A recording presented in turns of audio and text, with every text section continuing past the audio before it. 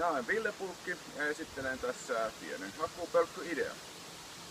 Tässä on hakkuupölkky, jonka päällä on korotettu tällainen auton rengas, joka aiheuttaa sitten sen, kun siihen hakkaa puita, niin kirves ei ikinä osu siihen varsinaiseen hakkuupölkkyyn.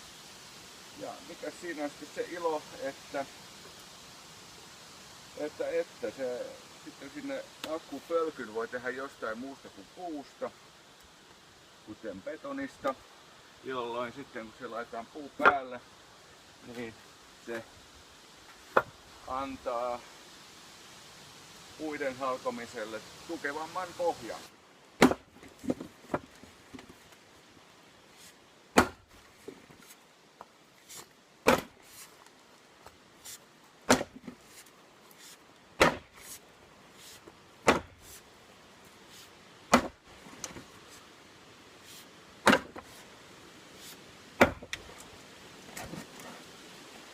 No siinä kaksi.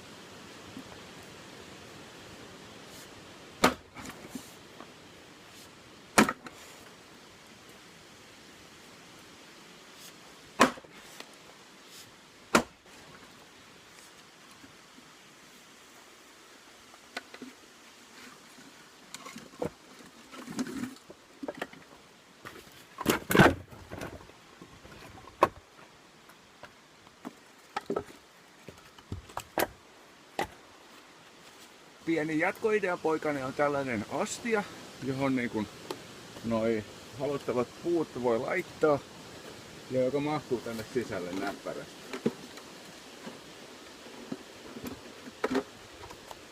Ja tarkoituksena on siis, että siellä missä nämä puut pätkitään, voidaan ne laittaa tänne suoraan sisälle.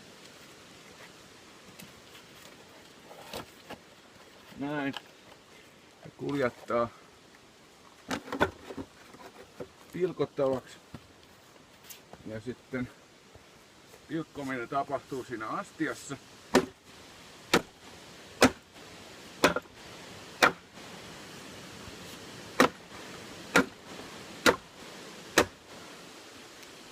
Ja sitten ne voi nostaa sieltä pois siinä samassa astiassa ja kuljettaa varastoitavaksi johonkin.